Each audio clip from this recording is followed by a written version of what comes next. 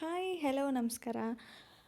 ನಾನಿವತ್ತು ನೆನ್ನೆ ಒಂದು ವಿಡಿಯೋದಲ್ಲಿ ಒಂದು ಚಕ್ಲಿ ಹಿಟ್ಟನ್ನ ಯಾವ ರೀತಿ ಪ್ರಿಪೇರ್ ಮಾಡ್ಕೊಳ್ಳೋದು ಅಂತ ಹೇಳ್ಬಿಟ್ಟು ತಿಳಿಸ್ಕೊಟ್ಟಿದ್ದೀನಿ. ಸೊ ಇವತ್ತು ಆ ಒಂದು ಚಕ್ಲಿ ಹಿಟ್ಟನ್ನ ನಾನು ಮಿಲ್ಗೆ ಹಾಕ್ಸ್ಕೊಂಬಂದಿದ್ದೆ, ಗಿರ್ನಿ ಮಾಡಿಸ್ಕೊಂಬಂದಿದ್ದೆ. ಈ ಥರ ಫೈನ್ ಪೌಡರ್ ಆಗಿದೆ. ಸೊ ಇದನ್ನು ನಾವು ಯಾವ ರೀತಿ ಚಕ್ಲಿ ಮಾಡೋದಂತ ತಿಳಿಸ್ಕೊಡ್ತೀನಿ. ಸೊ ಬನ್ನಿ, ಇವಾಗ ಈ ಒಂದು ಮೆಜರಿಂಗ್ ಕಪ್ಪಲ್ಲಿ 3 ಕಪ್ಪಷ್ಟು ನಾನು ಚಕ್ಲಿ ಹಿಟ್ಟನ್ನ ತೊಗೊಂಡಿದ್ದೀನಿ. ಸೊ ನೋಡಿ, ಇಷ್ಟು ಚೆನ್ನಾಗಿ ಸಣ್ಣದಾಗಿ ಹಾಕಿದ್ದಾರೆ. ಇದಕ್ಕೆ ನಾನಿವಾಗ ಸ್ವಲ್ಪ ಬೆಣ್ಣೆ ಹಾಗೆ ಒಂದು ಸ್ವಲ್ಪ ಎಣ್ಣೆನ ತೊಗೊಂಡಿದ್ದೀನಿ. ಕೆಲವೊಬ್ಬರು ಎಣ್ಣೆ ಅಷ್ಟೇ ಮಾಡ್ತಾರೆ, ಬೆಣ್ಣೆ ಹಾಕಿದರೆ ಕ್ರಿಸ್ಪಿ ಆಗಿರುತ್ತೆ, ಬೇಗ ಬಾಯಲ್ಲಿ ಮುರಿಯುತ್ತೆ. ಹಾಗಾಗಿ ನಾನು ಬೆಣ್ಣೆನ ಯೂಸ್ ಮಾಡ್ಕೊಂಡಿದ್ದೀನಿ. ಹಾಗೆ ಅಚ್ಕಾರ ಪುಡಿ, ಅರಿಶಿಣ ಪುಡಿ, ಹಾಗೆ ಬಿಳಿ ಎಳ್ಳು, ಅಜ್ವಾನ ಇಷ್ಟನ್ನು ತೊಗೊಂಡಿದ್ದೀನಿ.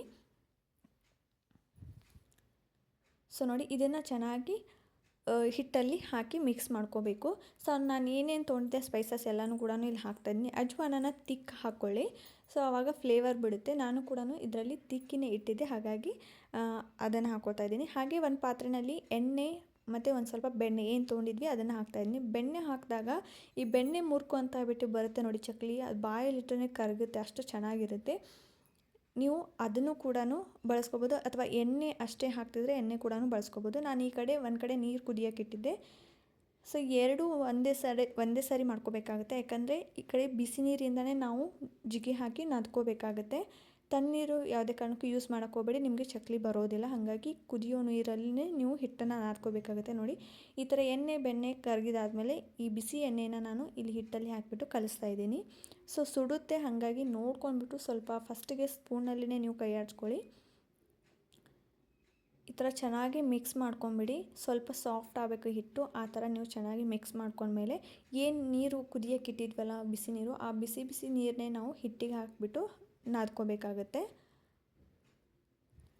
ಸೊ ತಣ್ಣ ನೀರನ್ನ ಯಾವುದೇ ಕಾರಣಕ್ಕೂ ಬಳಸೋಕೆ ಹೋಗಬೇಡಿ, ಚಕ್ಲಿ ಕಟ್ಟಾಗಿ ಬಿದ್ದುಬಿಡುತ್ತೆ. ನೀವು ಎಣ್ಣೆಯಲ್ಲಿ ಹಾಕೋಕ್ಕೂ ಕೂಡ ಆಗೋದಿಲ್ಲ, ಅಂದರೆ ಜಿಗಿ ಇರೋದಿಲ್ಲ ಹಿಟ್ಟು. ಹಾಗಾಗಿ ಬಿಸಿ ನೀರಲ್ಲಿನೇ ನಾವು ನಾದ್ಕೋಬೇಕಾಗುತ್ತೆ. ಅದಕ್ಕೆ ನಾನು ಇವಾಗ ಸ್ಪೂನ್ ಸಹಾಯದಿಂದ ಇದನ್ನು ಕಲಿಸ್ತಾ ಇದ್ದೀನಿ. ಹಾಗೆ ಇಲ್ಲಿ ನಾನು ರುಚಿಗೆ ತಕ್ಕಷ್ಟು ಉಪ್ಪನ್ನ ಹಾಕ್ತಾಯಿದ್ದೀನಿ.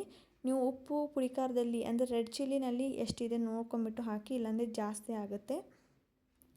ಸೊ ಇವಾಗ ಸುಡ್ತಾ ಇದೆ, ಆದರೂ ಕೂಡ ನಾವು ಹಾಗೆ ನಾದ್ಕೋಬೇಕಾಗುತ್ತೆ. ಒಂದು ಸ್ವಲ್ಪ ಕೈಗೆ ನೀರು ಹಚ್ಕೊಂಡ್ಬಿಟ್ಟು ಚರ ಚರ ಅಂತ ನಾದ್ಕೊಳ್ಳಿ, ಆವಾಗ ಹಿಟ್ಟು ಹದವಾಗಿ ಕೈಯಲ್ಲಿ ಬರುತ್ತೆ.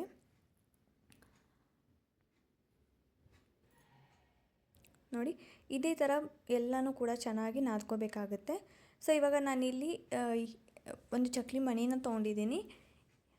ಈ ಒಂದು ಮಣಿ ನಾನು ಬೇಕಂದರೆ ನಿಮಗೆ ಪ್ರಾಡಕ್ಟ್ ಲಿಂಕ್ನ ಡಿಸ್ಕ್ರಿಪ್ಷನಲ್ಲಿ ಕೊಟ್ಟಿರ್ತೀನಿ, ಚೆಕ್ ಮಾಡಿ. ತುಂಬ ಚೆನ್ನಾಗಿದೆ. ಮೊದಲೆಲ್ಲ ಕೂಡ ಈ ಥರ ಬ್ರಾಸ್ದು ಬರ್ತಿತ್ತು, ಅದು ಸ್ವಲ್ಪ ಒತ್ತೋಕೆ ಅದು ಹೆವಿ ಆಗ್ತಿತ್ತು. ಬಟ್ ಇದು ಸ್ಟೀಲ್ದಿದೆ, ಚೆನ್ನಾಗಿದೆ. ಇದರಲ್ಲಿ ಒಂದು 16 ಪ್ಲೇಟ್ಸ್ ಇರುತ್ತೆ, ಅಂದರೆ 16 ಪ್ಲೇಟ್ಸ್ ಸಾಚಗಳು ಇರುತ್ತೆ. ನೀವು ಯಾವ ಥರ ಬೇಕಾದರೂ ಹಾಕೋಬೋದು. ನಾನಿಲ್ಲಿ ಚಕ್ಲಿ ಮಣಿನ ತೊಗೊಂಡಿದ್ದೀನಿ. ಸೊ ಈ ಥರ ಇದೆ, ಜಸ್ಟ್ ಪ್ರೆಸ್ ಮಾಡಿದರೆ ಸಾಕು, ಆರಾಮ್ಸೆ ಬೀಳುತ್ತೆ ಅಷ್ಟೇ. ತುಂಬ ಈಸಿಯಾಗಿ ಬೀಳುತ್ತೆ. ನನಗಂತೂ ಸಖತ್ ಇಷ್ಟ ಆಯಿತು. ನಂದು ಬ್ರಾಸ್ದು ಇದೆ, ಬಟ್ ಅದರಲ್ಲಿರೋ ಒಂದು ಪ್ಲೇಟ್ಸ್ ಇರುತ್ತಲ್ವ, ಸಾಚಾ ಪ್ಲೇಟ್ಸು, ಅದು ಕಳೆದೋಗಿದೆ. ಹಾಗಾಗಿ ಮತ್ತೆ ಬೇರೆ ಥರಕ್ಕಾಯಿತು. ಸೊ ಇದ್ರ ಪ್ರಾಡಕ್ಟ್ದು ಲಿಂಕ್ ಏನಾದರೂ ಬೇಕಾದರೆ ಕಮೆಂಟ್ ಬಾಕ್ಸಲ್ಲಿ ಹಾಕಿರ್ತೀನಿ. ಹಾಗೆ ಡಿಸ್ಕ್ರಿಪ್ಷನಲ್ ಬಾಕ್ಸ್ನಲ್ಲೂ ಇರುತ್ತೆ, ನೀವು ಹೋಗಿ ಚೆಕ್ ಮಾಡಿ. ನೋಡಿ, ಈ ಥರ ಜಸ್ಟ್ ಪ್ರೆಸ್ ಮಾಡಿಬಿಟ್ರೆ ಸಾಕು, ಈ ಕ್ಲಿಪ್ನ ಈ ಥರ ಈಸಿಯಾಗಿ ನಮಗೆ ಚಕ್ಲಿ ಬೀಳುತ್ತೆ.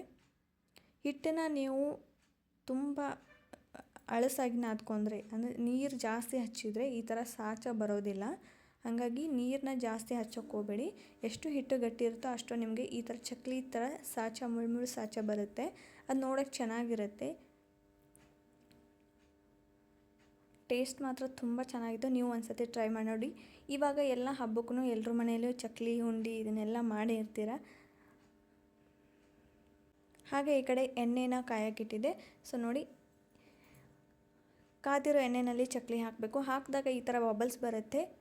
ಈ ಬಬಲ್ಸ್ ಎಲ್ಲ ಹೋಗಿ ಚಕ್ಲಿ ಕಾಣೋವರೆಗೂ ಇದನ್ನ ಚೆನ್ನಾಗಿ ಒಂದು ಸೈಡ್ ಫಸ್ಟು ಬೇಯಿಸ್ಕೋಬೇಕಾಗುತ್ತೆ. ಅದಾದಮೇಲೆ ಮತ್ತೆ ಹಾಕಬೇಕಾಗುತ್ತೆ. ಬೇಗನೆ ಎತ್ತಕ್ಕೆ ಹೋಗಬೇಡಿ, ಕಟ್ಟಾಗಿಬಿಡುತ್ತೆ ಅಥವಾ ಹಸಿ ಬಿಸಿ ಬೇಯ್ದಿರುತ್ತೆ. ಸೊ ವಿಡಿಯೋ ಹೇಗೆ ಅನಿಸ್ತು ಅಂತ ಹೇಳ್ಬಿಟ್ಟು ಕಮೆಂಟ್ ಬಾಕ್ಸಲ್ಲಿ ಕಮೆಂಟ್ ಮಾಡಿ. ಸೊ ನೆನ್ನೆ ಒಂದು ವಿಡಿಯೋ ಯಾರಾದರೂ ನೋಡಿಲ್ಲ ಅಂದರೆ ಪ್ಲೀಸ್ ಹೋಗಿ ವಿಡಿಯೋನ ನೋಡಿ, ಹಾಗೆ ಚಾನಲ್ನ ಸಬ್ಸ್ಕ್ರೈಬ್ ಮಾಡ್ಕೊಳ್ಳಿ. ವಿಡಿಯೋಗೆ ಲೈಕ್ ಕೊಟ್ಟಿಲ್ಲ ಅಂದರೆ ಪ್ಲೀಸ್ ಒಂದು ಲೈಕ್ ಬಟನ್ನ ಕ್ಲಿಕ್ ಮಾಡಿ. ಸೊ ನೋಡಿ, ಈ ಥರ ಚೆನ್ನಾಗಿ ಇದು ಮೇಲ್ಗಡೆ ಇರೋ ಬಬಲ್ಸ್ ಎಲ್ಲ ಹೋದ್ಮೇಲೆ ಆಮೇಲೆ ಮತ್ತೆ ತಿರುಗಿಸಿ ಹಾಕಿಬಿಟ್ಟು ಬೇಯಿಸ್ಕೋಬೇಕಾಗುತ್ತೆ. ಉರಿನ ಜಾಸ್ತಿ ಲೋ ಫ್ಲೇಮಲ್ಲೂ ಇಡೋಕ್ಕೆ ಹೋಗ್ಬೇಡಿ, ಹೈ ಫ್ಲೇಮಲ್ಲೂ ಇಡೋಕ್ಕೆ ಹೋಗ್ಬೇಡಿ. ಮೀಡಿಯಮ್ ಫ್ಲೇಮಲ್ಲಿ ಇಟ್ಬಿಟ್ಟು ನೀವು ಚಕ್ಲಿನ ಕರ್ಕೋಬೇಕಾಗುತ್ತೆ. ಸೊ ಇದೇ ಥರ ಎಲ್ಲ ಥರ ಚಕ್ಲಿನೂ ಮಾಡ್ಕೋತೀನಿ. ಸೊ ನೋಡಿದ್ರಲ್ವ ವಿಡಿಯೋ ಹೇಗೆ ಅನಿಸ್ತು ಅಂತ ಹೇಳ್ಬಿಟ್ಟು ಕಮೆಂಟ್ ಬಾಕ್ಸಲ್ಲಿ ಕಮೆಂಟ್ ಮಾಡಿ. ಸೊ ಸಿಗ್ತೀನಿ ನೆಕ್ಸ್ಟ್ ವಿಡಿಯೋದಲ್ಲಿ. ಟೇಕ್ ಕೇರ್, ಬಾಯ್.